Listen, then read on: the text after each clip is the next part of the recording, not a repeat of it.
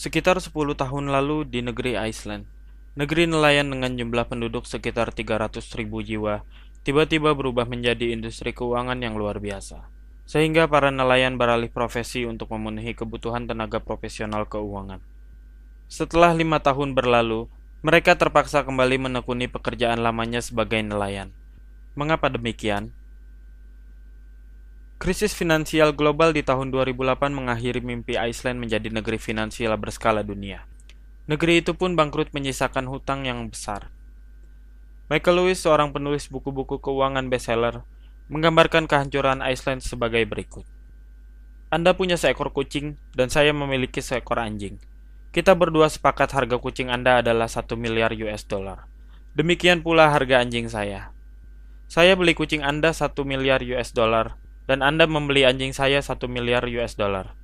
Kini kita memiliki aset masing-masing 1 miliar US dollar. Demikianlah bank-bank dan industri keuangan mereka menggelembungkan asetnya setinggi mungkin, tanpa didukung aset real yang memiliki nilai atau potensi pendapatan yang sesungguhnya. Hingga tiba waktunya salah satu dari mereka bangkrut, maka efek domino pun terjadi, dan seluruh industri keuangan Iceland pun bangkrut. Dan para profesional keuangannya harus kembali menjadi nelayan.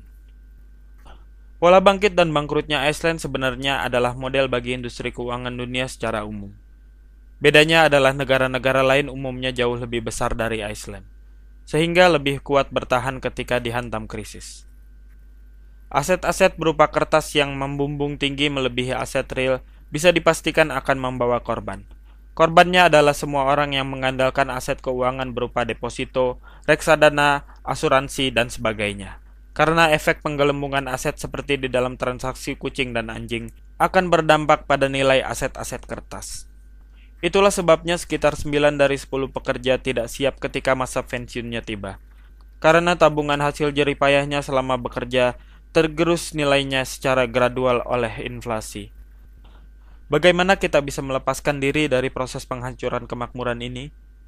Sama seperti yang dialami Iceland, yaitu kembali menekuni profesi nenek moyangnya. Kita bisa kembali ke desa, karena di desa aset-asetnya berupa aset real yang nilainya intrinsik. Kambing seharga kambing, kebun seharga kebun, dan tidak ada krisis yang bisa menghancurkan aset di pedesaan. Aset-aset ini juga memberikan hasil yang nyata untuk memenuhi kebutuhan utama kita tanpa harus menurunkan nilai aset itu sendiri.